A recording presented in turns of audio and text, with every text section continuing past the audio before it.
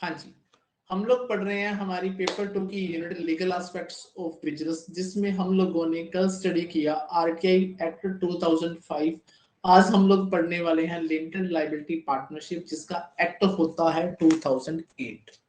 अभी एक कहानी क्या है, ये लिमिटेड लायबिलिटी पार्टनरशिप है, ये क्यों बनी, कारण क्या था। ठीक है, देखो हमारी जो नॉर्मल पार्टनरशिप होती है उसका एक्ट हम लोग बोलेंगे 1932। एलएलपी का एक्ट है 2008। अब इसके बनने के पीछे लॉजिक क्या है, ध्यान से सुनिए।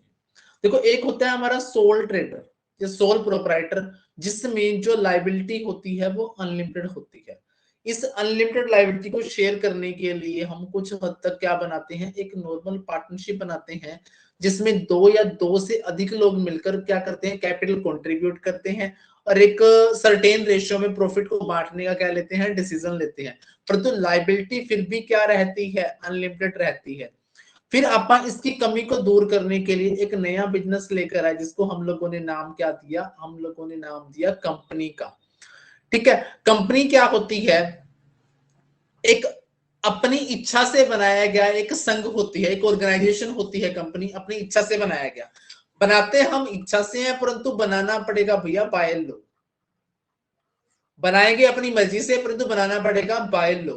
तो कंपनी को जो फॉर्म करने के, बनाने के जो नियम होते हैं, जो फॉर्मेशन सिस्टम होता है, वो बहुत ज्यादा टिपिकल होता है, बहुत ज्यादा मुश्किल होता है। लाइबिलिटी तो लिमिटेड होती है यहां पर।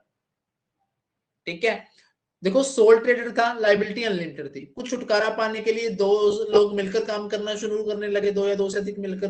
परंतु जो समस्या थी अनलिमिटेड लाइबिलिटी की, वो ज्यों की त्यों बनी रही। हमने शिफ्ट किया कि बहुत सारे लोग मिलकर काम करेंगे तो लाइबिलिटी क्या हो जाएगी, बट जाएगी, लाइबिलिटी क्या हो जाएगी, लिमिटेड हो जाएगी।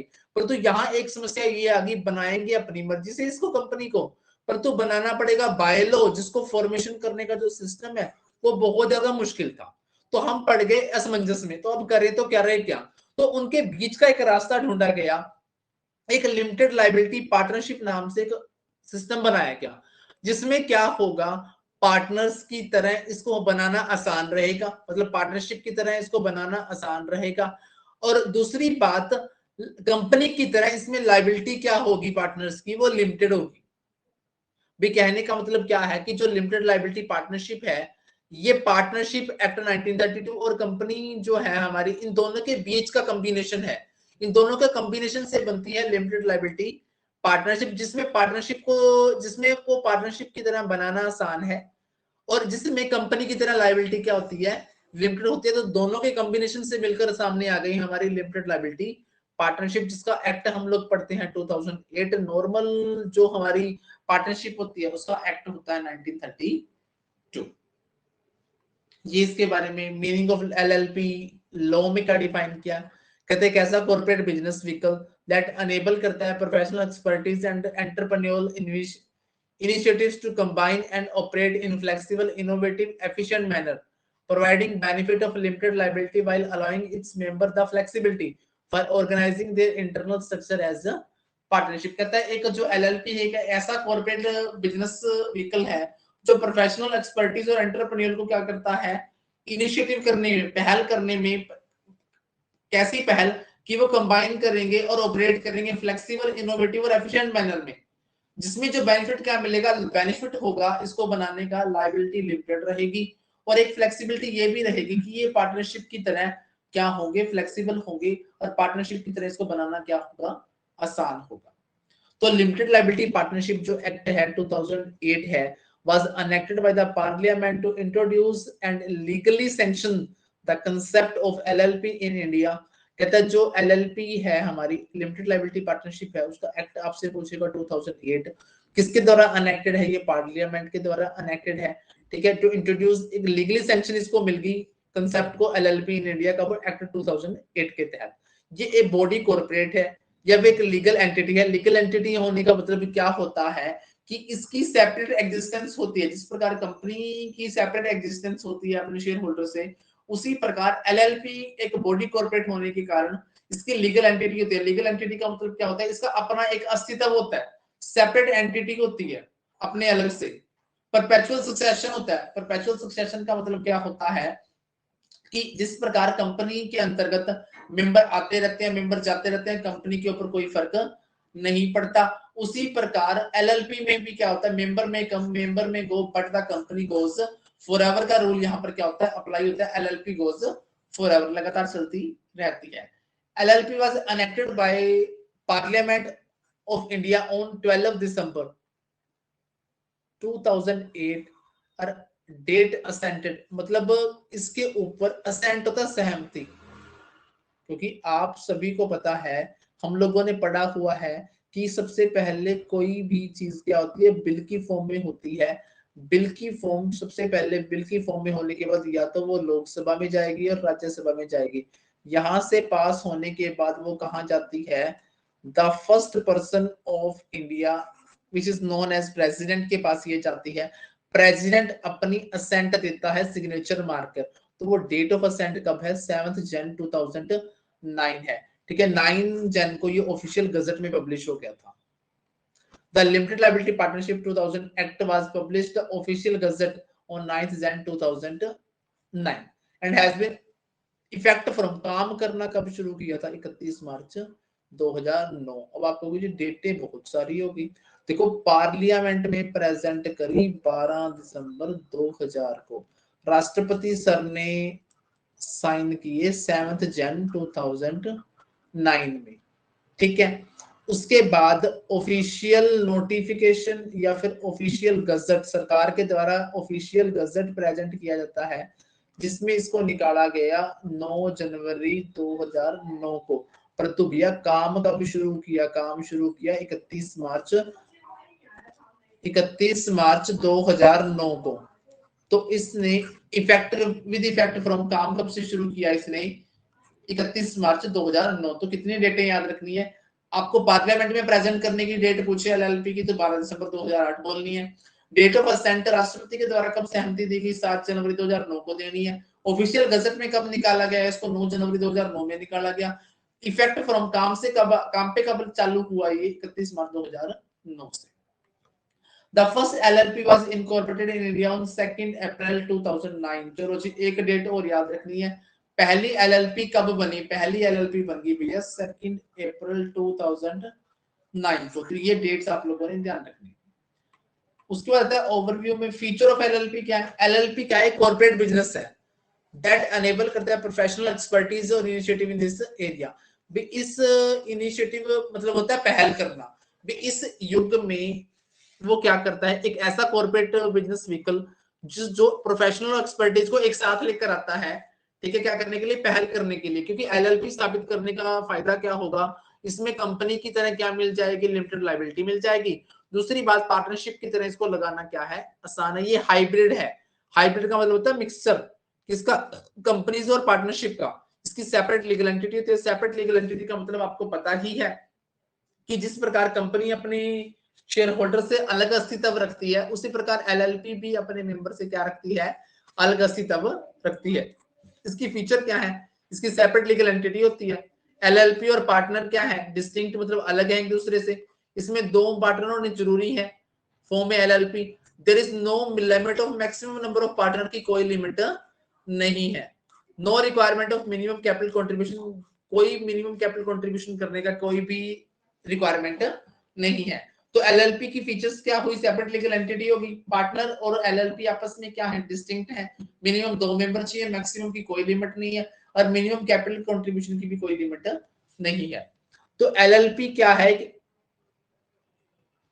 अल्टरनेटिव कॉर्पोरेट बिजनेस है from that gives the benefit, जो बेनिफिट क्या देता है, लिमिटेड लायबिलिटी का बेनिफिट देता है कंपनी का, और फ्लेक्सिबिलिटी ऑफ पार्टनरशिप देता है। तो एलएलपी क्या हुआ, एक ऐसा अल्टरनेटिव कॉर्पोरेट बिजनेस हुआ जो आपको लिमिटेड लायबिलिटी ऑफ कंपनी का बेनिफिट देता है और फ्लेक्सिबिलिटी ऑफ पार्टनरशिप का बेनिफिट देता है। तो LLP can continue its existence irrespective of the changes in the partner. भैया इसके पार्टनर परिवर्तित होते रहे ना होते रहे, हमें कोई फर्क नहीं पड़ता। एलएलपी की एग्जिस्टेंस कंटिन्यू रहेगी, लगातार चलती रहेगी। It is capable of entering into contract, ये कॉन्ट्रैक्ट कर सकती है, अपने नाम से प्रॉपर्टी रख सकती है। जिस प्रकार कंपनी की सेपरेट एंटिटी होती है, वो अपने नाम से प्रॉपर्टी रख सकती है, कॉन्ट्रैक्ट कर सकती है, बैंक अकाउंट खोल सकती है। उसी प्रकार एलएलपी क्या कर सकती है, अपने पार्टनर से सेपरेट एग्जिस्टेंस होने के कारण ये अपने नाम से कॉन्ट्रैक्ट कर सकती है, अपने नाम से प्रॉपर्टी रख सकती है। इसकी क्या होती है, सेपरेट लीगल एंटिटी होती है जो full is liable to full extent of its assets, but liability of the partner is limited to their aggregate contribution in the LLP। जो LLP होती है उसकी लाइबिलिटी, जो लिमिटेड लाइबिलिटी पार्टनरशिप आप क्या करोगे, फाउंड करोगे, उसकी लाइबिलिटी तो एक्सटेंड रहती है एसेट्स तक, परंतु जो इसके पार्टनर होते हैं उनकी लाइबिलिटी रहती है उनके कंट्रीब्यूशन तक। Further, no partner is liable to on account of the independent और unauthorised action of other partner. जिस प्रकार पार्टनरशिप में एक पार्टनर के एक्शन की वजह से अगर नुकसान होता था तो सभी पार्टनर को क्या करना था, भरपाई करनी पड़ती थी। परंतु एलएलपी में क्या होगा, अगर एलएलपी में no further partner is liable on account of the independent और the unauthorised action of the other partner, दूसरे पार्टनर के अनऑथराइज्ड एक्शन के लिए कोई दूसरा पार्टनर जिम्मेवार नहीं होगा। दस इंडिविजुअल पार्टनर्स आर शील्डेड होता कवच of joint liability created by the another partners wrongful business decision और मिसकंडक्ट। भाई दूसरे पार्टनर के द्वारा किसी प्रकार के किए गए मिसकंडक्ट या रॉन्गफुल बिजनेस डिसीजन की वजह से पहले सारे पार्टनर को भरपाई करनी पड़ती थी नॉर्मल पार्टनरशिप में, तो यहां पर इंडिविजुअल पार्टनर को क्या मिलता है, सुरक्षा कवच मिलता है। शील्ड का मतलब होता है कवच। तो यहां पर एलएलपी क्या करता है, इंडिविजुअल पार्टनर को कवच प्रदान करता है। भैया जो करेगा सो भरेगा, यहां पर वो कहावत लागू होती है कि आप खुद करोगे तो आप खुद ही जिम्मेवार हो जाओगे। Mutual right and duties of the partners within a LLP are governed by an agreement between the partner or between the partners and the LLP as the case may be। जो म्यूचुअल राइट, आपसी अधिकार और कर्तव्य हैं जो partnership के with in LLP, वो किसके द्वारा गवर्न किए जाएंगे, ये तो पार्टनर आपस में एग्रीमेंट कर लेंगे या फिर एलएलपी और पार्टनर के बीच में एग्रीमेंट हो जाएगा।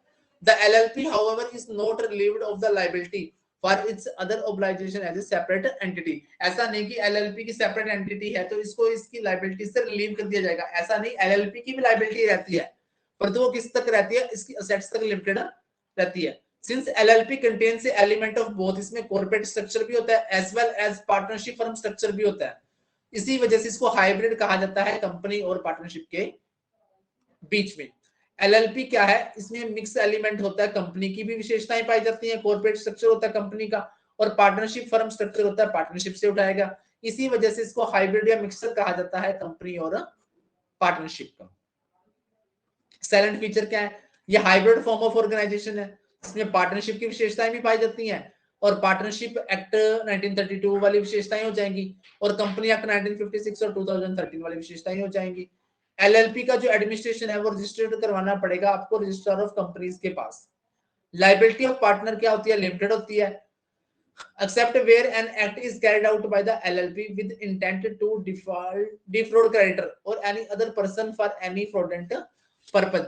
देखो सिंपल सी बात है कि वैसे तो लायबिलिटी ऑफ पार्टनर क्या होती है, लिमिटेड होती है, परंतु कोई पार्टनर अगर फ्रॉड करने के मकसद से कोई काम करता है तो उस केस में पार्टनर की लायबिलिटी अनलिमिटेड हो जाएगी जितना वो फ्रॉड करने की कोशिश करेगा। कहता है एलएलपी से बॉडी कॉर्पोरेट होती है, लीगल सेपरेट एंटिटी होती है अपने पार्टनर से, इसका परपेचुअल सक्सेशन होता है। LLP is capable it's on, अपने नाम से क्या कर सकती है, होल्डिंग डिस्पोजिंग प्रॉपर्टी रख सकती है, बेच सकती है, खरीद सकती है, चाहे मूवेबल हो चाहे इमूवेबल हो चाहे टेंजिबल हो चाहे इंटेंजिबल हो। It can sue and can be sued, भैया ये केस कर भी सकती है और इसके खिलाफ केस किया भी जा सकता है। And is capable of doing and suffering other act as a body of corporate may do और सफर, और दूसरे जितने भी एक्ट हैं इसके वो बॉडी कॉर्पोरेट की तरह इस पर एप्लीकेबल होते हैं। कोई मैक्सिमम नंबर ऑफ पार्टनर की लिमिट नहीं है। राइट और ड्यूटीज या पार्टनर और एलएलपी के म्यूचुअल राइट हैं जो वो एलएलपी और इस पार्टनर के द्वारा एलएलपी एग्रीमेंट के द्वारा गवर्न किए जाते हैं, या फिर पार्टनर आपस में एग्रीमेंट कर लेंगे या फिर एलएलपी और पार्टनर हैं जो इनके बीच में एग्रीमेंट क्रिएट कर लिया जाएगा उसके द्वारा गवर्न किए जाएंगे।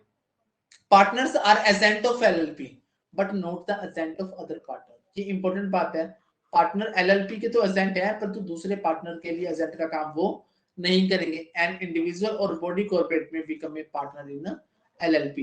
भाई यहाँ पर क्या है कि इंडिविजुअल तो पार्टनर बन ही सकता है, बॉडी कॉर्पोरेट इनकी कंपनी वगैरह भी क्या कर सकती है, यहाँ पर पार्टनर बन सकती है। तो इसकी विशेषताएं क्या निकल कर आई कि एलएलपी एक हाइब्रिड फॉर्म है, इसमें कंपनी की विशेषताएं भी पाई जाती हैं लिमिटेड लायबिलिटीज के रूप में और इसमें पार्टनरशिप एक्ट 1932 की विशेषताएं भी पाई जाती हैं।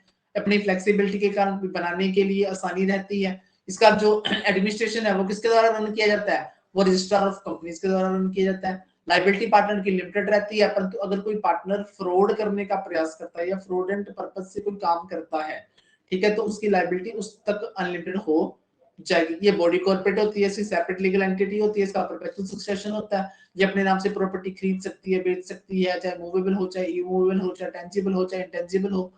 ये कोर्ट में केस कर भी सकती है, उसके खिलाफ कोर्ट में केस किया भी जा सकते हैं। कोई मैक्सिमम नंबर ऑफ पार्टनर की लिमिट नहीं होती। राइट और ड्यूटीज या पार्टनरशिप पार्टनर ऑफ एलएलपी की वो म्यूचुअली राइट और ड्यूटीज है, वो पार्टनर्स आपस में या फिर एलएलपी और पार्टनर के बीच में डिसाइड की जाती है। पार्टनर एजेंट होते हैं एलएलपी के, परंतु अदर पार्टनर के एजेंट नहीं होते। एंड इंडिविजुअल और बॉडी कॉर्पोरेट भी क्या कर सकती है, पार्टनर बन सकती है एलएलपी में। चलिए जी, LLP must maintain proper books of account, ये बनाने पड़ेंगे, ठीक है। ये बुक्स कैश बेसिस और अक्रूवल बेसिस, हमारे दो बेसिस होते हैं, कैश बेसिस और अक्रूवल बेसिस। बच्चों कैश बेसिस में सिर्फ कैश रिसिप्ट और पेमेंट को क्या किया जाता है, शामिल किया जाता है, जबकि अक्रूवल बेसिस हमारा जो बेस्ट बेसिस समझा जाता है, क्योंकि जो हमारा कैश बेसिस होता है वो आपको true and fair picture of accounts नहीं शो कर पाता, क्योंकि हम लोग बहुत से काम क्या करते हैं, उधार खरीदते और बेचते हैं, जो किसके अंदर शामिल किया जाता है, अक्रूवल बेसिस के अंदर शामिल किया जाता है। ये क्या कहता है आगे कि जो अकाउंट ऑफ एलएलपी है उसको ऑडिट करवानी पड़ेगी, ठीक है।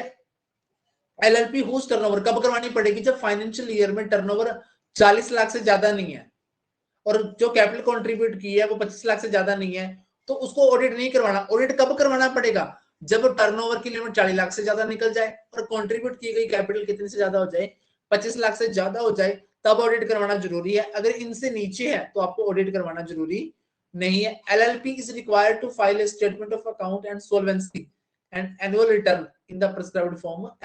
हर साल कंपनी एलएलपी को क्या करना पड़ेगा भैया, आपके जो स्टेटमेंट ऑफ अकाउंट है और सोल्वेंसी है, सोल्वेंसी का मतलब होता है कि हम बाहर के लोगों का पैसा पे करने में क्या है, कैपेबल है, इस बात को प्रूव करता हुआ एक फाइल, एक स्टेटमेंट और एनुअल रिटर्न आईटीआर आपको हर साल क्या करनी पड़ेगी, प्रेजेंट करनी पड़ेगी। LLP is required to file information about the LLP agreement, changes in the LLP agreement, changes in the particulars of designated partner and the partner। जो LLP है भैया उसको फाइल करनी पड़ेगी, वो सब सूचनाएं जो LLP एग्रीमेंट में लिखी गई हैं, ठीक है। आपने LLP एग्रीमेंट में कोई परिवर्तन किया है, चेंज किया है, और अगली बात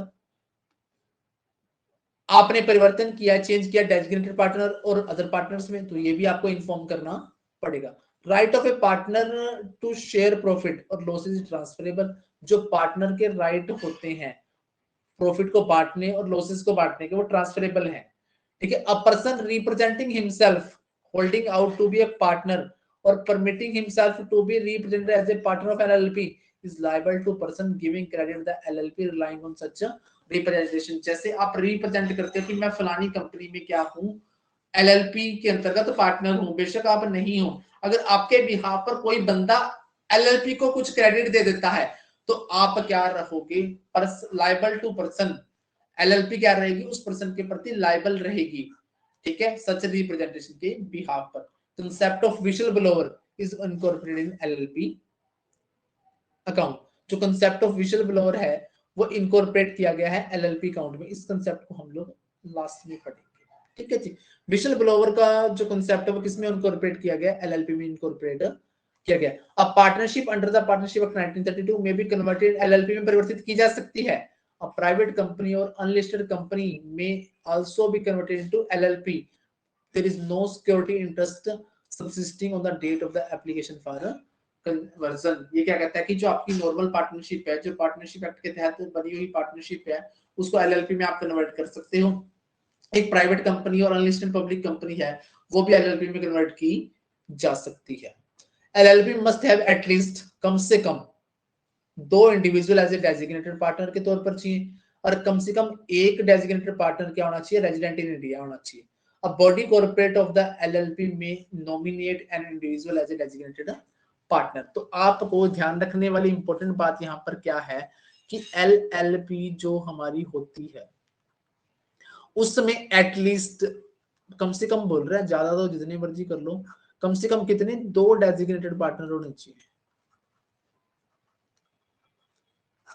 ठीक है, और इनमें से भी एक क्या होना चाहिए, रेजिडेंट इन इंडिया होना चाहिए, भारत का निवासी होना चाहिए।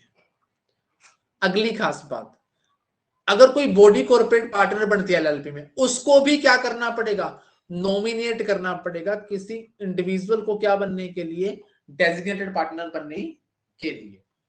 अ limited liability partnership is one in which the sum और all partners have liability limited होती है, मिक्सचर है ये पार्टनरशिप का और कॉर्पोरेशन का। LLP each partner is not responsible for another partners misconduct और नेग्लिजेंस, दूसरे पार्टनर के द्वारा कंडक्ट किए गए मिसकंडक्ट और नेग्लिजेंस के लिए दूसरे पार्टनर जिम्मेदार नहीं रहते। As in a company the liability is limited रहती है, LLP is also limited. As in partnership में partners can control directly such like in LLP partners control, जिस प्रकार पार्टनरशिप में पार्टनर कंट्रोल करते हैं उसी प्रकार एलएलपी में भी क्या कर सकते हैं, पार्टनर कंट्रोल कर सकते हैं।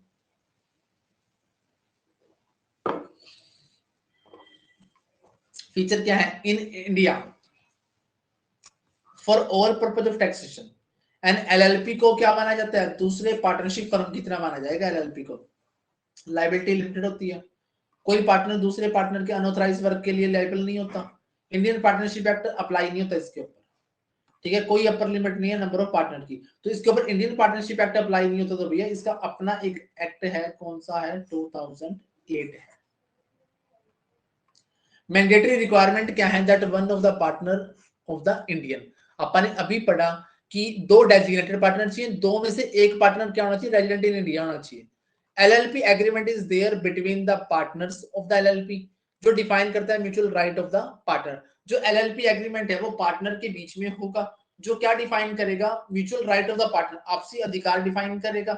Not necessary to enter in its contract as LLP agreement, agreement करने के लिए कोई कॉन्ट्रैक्ट करने की आवश्यकता नहीं है, कम से कम 2 मेंबर होने चाहिए, मैक्सिमम की कोई लिमिट नहीं होती। No requirement of compulsory audit करवाना जरूरी नहीं है। कब करवाना पड़ेगा ऑडिट भैया, जब आपका टर्नओवर तो निकल जाए 40 लाख से ज्यादा और जो कैपिटल कंट्रीब्यूट किया वो 25 लाख से ज्यादा हो जाए, तब तो ऑडिट करवाना है, वैसे कंपल्सरी नहीं है। एलएलपी को अपने अकाउंट्स का ऑडिट करवाना कंपल्सरी नहीं है। इनकॉर्पोरेशन प्रोसेस क्या है, इसको क्या करना पड़ेगा, डिजिटल सिग्नेचर लेने पड़ेंगे पार्टनर के। डिजिटल सिग्नेचर आजकल आप समझते हो, डिजिटल सिग्नेचर कैसे होते हैं, जैसे फॉर एग्जांपल बहुत से लोग क्या करते हैं कि जैसे फॉर एग्जांपल मैंने किसी को मेल डाली, मेल का उन्होंने ऑटो रिवर्ट डाल रखा होता है, ठीक है, ऑटो रिवर्ट आता है कि thank you for this this this, नीचे क्या होता है, उस आदमी का नाम, उस आदमी के सिग्नेचर वगैरह किए गए होते, तो डिजिटल सिग्नेचर हो जाएंगे वो वाले। तो अप्लाई करना पड़ेगा DIN, डायरेक्टर आइडेंटिफिकेशन नंबर, जो कि जरूरी है क्या करने के लिए, पार्टनर बनने के लिए एलएलपी में। एलएलपी में पार्टनर बनने के लिए आपको क्या करना पड़ेगा, अप्लाई करना पड़ेगा डायरेक्टर आइडेंटिफिकेशन नंबर के लिए, जो कि क्या क्या है, जरूरी है एलएलपी में पार्टनर बनने के लिए। Apply for name approval, apply for name approval for LLP registration, LLP का रजिस्ट्रेशन करने के लिए आपको क्या करना पड़ेगा, नेम अप्रूवल के लिए अप्लाई करना पड़ेगा। ROC registrar of company issue करेगा certificate of incorporation which is a proof of registration. भैया आपसे पेपर में सवाल पूछा जाएगा कि एलएलपी को जो सर्टिफिकेट ऑफ इनकॉर्पोरेशन है, सर्टिफिकेट ऑफ इनकॉर्पोरेशन है, वो कौन बनाकर देगा, कौन इशू करेगा, आरओसी। आरओसी का मतलब है रजिस्ट्रार ऑफ कंपनी।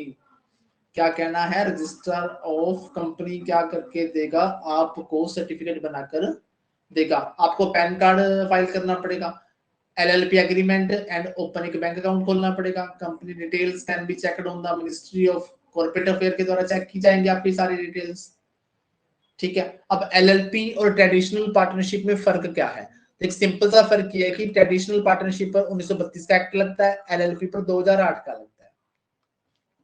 कहते हैं under traditional partnership firm every partner is liable, हर पार्टनर ज्वाइंटली लायबल रहता है अदर पार्टनर्स के लिए, ठीक है, और severally for all act of the firm done while in a partner. भैया देखो जो ट्रेडिशनल पार्टनरशिप थी उस समय पार्टनरशिप में कुछ भी लोचा हो जाए, लफड़ा हो जाए, उसके लिए सारे पार्टनर जिम्मेवार रहते थे। परंतु एलएलपी में क्या है, लायबिलिटी ऑफ पार्टनर क्या रहती है, लिमिटेड रहती है, ठीक है, जितना कंट्रीब्यूशन करोगे वहां तक लिमिटेड रहेगी। कोई भी पार्टनर लायबल नहीं होता अदर पार्टनर के अनऑथराइज्ड एक्ट के लिए, ठीक है। तो individual partner to be shielded, कवच के रूप में ज्वाइंट लायबिलिटी से बचाया जाता है। एलएलपी क्या करती है, पार्टनर को ज्वाइंट लायबिलिटी से क्या करती है, बचाती है। ठीक है, एलएलपी विल हैव मोर, ज्यादा फ्लेक्सिबिलिटी है कंपनी की तुलना में, ज्यादा फ्लेक्सिबिलिटी। अब कंपनी और एलएलपी में डिफरेंस, ठीक है, LLP will have laser compliance requirement, मतलब ज्यादा रिक्वायरमेंट नहीं है एलएलपीज में, ठीक है। कंपनीज में तो बहुत सारी फॉर्मेलिटीज पूरी करनी पड़ती है। However the mutual right and the duties of the partner, interest and those of partner LLP would be governed, ठीक है। the mutual right and duties of partner interests है, those of the LLP and partners shall be governed by the agreement between the partner। अरे जो duties और right हैं वो या तो क्या करेंगे, पार्टनर्स आपस में एग्रीमेंट कर लेंगे, या फिर पार्टनर्स का एग्रीमेंट लिख के दे देंगे, किसके साथ लिख लेंगे, एलएलपी के साथ लिख लेंगे, उसके द्वारा गवर्न किए जाएंगे। तो जो ये एग्रीमेंट लिखेंगे उस एग्रीमेंट को हम लोग भैया क्या नाम दे देंगे, एलएलपी एग्रीमेंट का नाम दे देंगे। Whether LLP agreement would be mandatory for LLPs, कहता है as the provision of the LLP, क्या एलएलपी एग्रीमेंट जरूरी है सारी एलएलपीज के लिए, as per provision of the act 2008, in the absence of the agreement के ना होने पर जो म्यूचुअल राइट और लायबिलिटीज है, ठीक है, वो under schedule 1 of the act, भी एलएलपी एक्ट में आपने एग्रीमेंट नहीं किया आपस में, एग्रीमेंट आपस में नहीं किया, तो इस केस में क्या होगा, जो म्यूचुअल राइट और ड्यूटीज है वो शेड्यूल 1 एलएलपी के जो प्रोविजन एक्ट है उसके शेड्यूल 1 के तहत क्या किए जाएंगे, प्रोवाइड किए जाएंगे। Therefore, in case any LLP proposed to exclude provision requirement of Schedule 1 to that, it would have to enter into an agreement। अगर वो कहते कि भैया हम तो Schedule 1 के प्रोविजन सप्लाई नहीं करते, तो वो क्या कहेगा, सिंपली कोई बात नहीं भैया, क्या बना लो, एग्रीमेंट बना लो। अगर आप एग्रीमेंट नहीं बनाते तो Schedule 1 के प्रोविजन लागू हो जाएंगे, सिंपली है। कहता है या तो आप लोग एग्रीमेंट फॉर्म कर लो आपस में, अगर एग्रीमेंट फॉर्म नहीं करते तो ये क्या है, ये चीज इंप्लाइड है कि आपके ऊपर शेड्यूल 1 के प्रोविजन सप्लाई हो जाएंगी, ठीक है। Where what are the registration formalities, क्या है, अब रजिस्ट्रेशन फॉर्मेलिटीज क्या है, LLP shall be registered with the registrar of company के पास रजिस्ट्रेशन करवाना पड़ेगा कंपनी एक्ट के तहत। For the following provision specified in the LLP act, every LLP shall have a registered office होगा इसका, incorporation document subscribed by at least कम से कम 2 partner shall have to be filled करने पड़ेंगे विद द रजिस्ट्रार के पास in a prescribed form. Content of LLP agreement as may be prescribed shall also be required to be filed with the registrar, online fill करना पड़ेगा। एक second hold करना।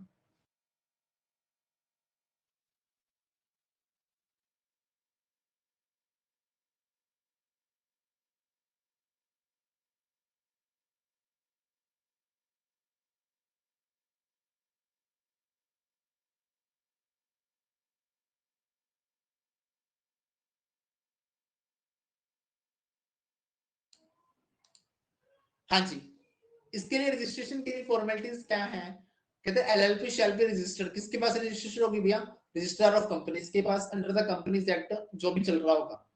Provision specified in the LLP act के, उसके बाद provision इसके ऊपर apply हो जाएंगे।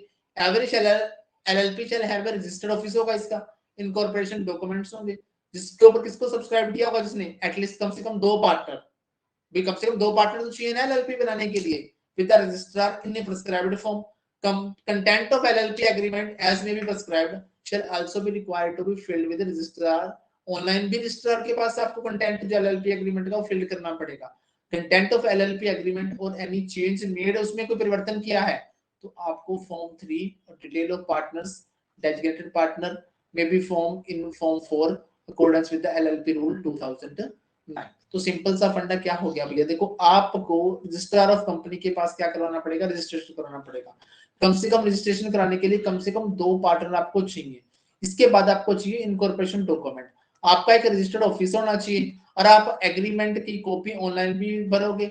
फॉर्म 3 में तो बताओगे, क्या बताओगे, कोई चेंज किया है कंटेंट ऑफ एग्रीमेंट में आपने, और फॉर्म 4 में बताओगे डेजिग्नेटेड पार्टनर के बारे में, पार्टनर की डिटेल्स दे दोगे किसके बारे में, फॉर्म 4 में accordance with the LLP rule 2009। Qualification क्या है पार्टनर बनने के लिए, कहता है कोई भी इंडिविजुअल और बॉडी कॉर्पोरेट वो पार्टनर बन सकता है एलएलपी में, an individual shall not be capable of becoming a partner of LLP. LLP का पार्टनर कब नहीं बन सकता कोई इंडिविजुअल? अगर वो अनसाउंड माइंड है, कोर्ट ऑफ इम्प्लीट कंटेम्प्ट इसके ऊपर लगा हुआ है, अनडिस्चार्ज इंसॉल्वेंट है वो, ठीक है, वो इंसॉल्वेंट है और एप्लीकेशन इज पेंडिंग है। देखो वैसे तो इंडिविजुअल और बॉडी कॉर्पोरेट कोई भी क्या कर सकते हैं, एलएलपी में पार्टनर बन सकते हैं, परंतु कोई इंडिविजुअल कब एलएलपी में पार्टनर नहीं बन सकता? अगर वो अनसाउंड माइंड है, कोर्ट ऑफ कंटेम्प्ट इसके ऊपर लगा हुआ है, अनडिस्चार्ज इंसॉल्वेंट है, वो इंसॉल्वेंट है और एप्लीकेशन क्या है उसके खिलाफ पेंडिंग है। तो इन रिस्पेक्ट डेजिग्नेटेड पार्टनर बनने के लिए क्या जरूरतें हैं? कहता है appointment of at least 2 designated partner जरूरी है, ठीक है, परंतु एलएलपी में डेजिग्नेटेड पार्टनर के लिए एक क्या होना चाहिए, एक रेजिडेंट होना चाहिए इंडिया का। कहता है अपॉइंटमेंट ऑफ एटलीस्ट कम से कम 2 designated partner shall be mandatory for all LLPs. Designated partner shall also be accountable, तो जिम्मेवार रहेंगे regulatory and legal compliance besides their liability as partners person. भी जो इनकी लायबिलिटी होगी वो तो लिमिटेड होगी पार्टनर की तरह, ठीक है, परंतु ये रेगुलेशंस के लिए और अकाउंटेबिलिटी के लिए क्या रहेंगे, रेगुलेशंस के लिए और लीगल कंप्लायंस के लिए जिम्मेवार रहेंगे। अब डेजिग्नेटेड पार्टनर कौन बन सकता है? कहता है every LLP shall to have at least 2 designated partner होने चाहिए, खुद जो इंडिविजुअल भी हो सकते हैं और एटलीस्ट वन उसमें से क्या होना चाहिए, एक रेजिडेंट ऑफ इंडिया होना चाहिए। In case of a LLP in which all the partners are body corporate, सारे पार्टनर अगर बॉडी कॉर्पोरेट है और जिसमें one or more partners are individual and body corporate, at least 2 individuals who are partners of such LLP or nominees of such bodies incorporate shall act as a designated partner। ये क्या कहता है कि वैसे तो LLP के लिए 2 designated partner चाहिए, ठीक है, कहता है वो इंडिविजुअल हो सकते हैं, अगर इंडिविजुअल होंगे तो उनमें से एक रेजिडेंट होना चाहिए। कहता है LLP में बॉडी कॉर्पोरेट भी पार्टनर बन सकते हैं, तो कहता हो सकता है अगर सारे के सारे बॉडी इनकॉर्पोरेट पार्टनर हो, ठीक है, या फिर हो सकता है कि इंडिविजुअल भी हो और बॉडी इनकॉर्पोरेट भी हो, तो एटलीस्ट 2 इंडिविजुअल्स जो पार्टनर है एलएलपी में या फिर नॉमिनीज ऑफ बॉडी कॉर्पोरेट क्या बने जाएंगे, डेजिग्नेटेड पार्टनर के लिए नॉमिनेट किए जाएंगे। वेदर ऑडिट के लिए अपन ने पढ़ा था, the account of every LLP shall B audited in accordance with the rule 24 of the LLP rule 2009। Such rules inter Alia provide that any LLP जिसकी टर्नओवर ज्यादा नहीं है in any financial year 40 lakh से ज्यादा नहीं है और कैपिटल जो कंट्रीब्यूट की गई है वो 25 लाख से ज्यादा नहीं है, तब आपको ऑडिट करवाना जरूरी नहीं है। अगर आपकी टर्नओवर 40 लाख से ज्यादा है और कैपिटल कंट्रीब्यूट की 25 लाख से ज्यादा है तब आपको ऑडिट करवाना जरूरी है। If the partners of such limited liability partnership decide to get account of such LLP audited, the account shall be audited only in accordance with such rule। अगर कहते हैं कि पार्टनर कहते हैं कि हम तो अपने अकाउंट क्या कर लेंगे, ट्रांसपेरेंसी के लिए ऑडिट करवाएंगे जरूर, ठीक है, तो उसके जो अकाउंट ऑडिट होंगे वो क्या होंगे, वो होंगे रूल 24 ऑफ एलएलपी रूल 2009 के मुताबिक होंगे, ठीक है। Annual turnover would be required to be filed by LLP. कहता है कि क्या एनुअल रिटर्न भरनी जरूरी है, तो every LLP would be required to file annual return form 11 with ROC register of company within 60 days of close of financial year. Financial year की समाप्ति के 60 दिन के अंदर उसको फॉर्म 11 भर के किसके पास जमा करवाना पड़ेगा, आरओसी के पास। वो किस लिए होगा, एनुअल रिटर्न के लिए होगा। कहता है annual return will be available for public inspection के लिए रहेगी, payment of prescribed fees of registrar के साथ फीस भर के आप कभी भी क्या दे सकते हो, उसकी एनुअल टर्नओवर देख सकते हैं जी। ये था आपका एलएलपी फिनिश। नेक्स्ट चैप्टर हम लोग पढ़ेंगे कंपटीशन एक्ट, ये वैसे उसमें भी आता है हमारा।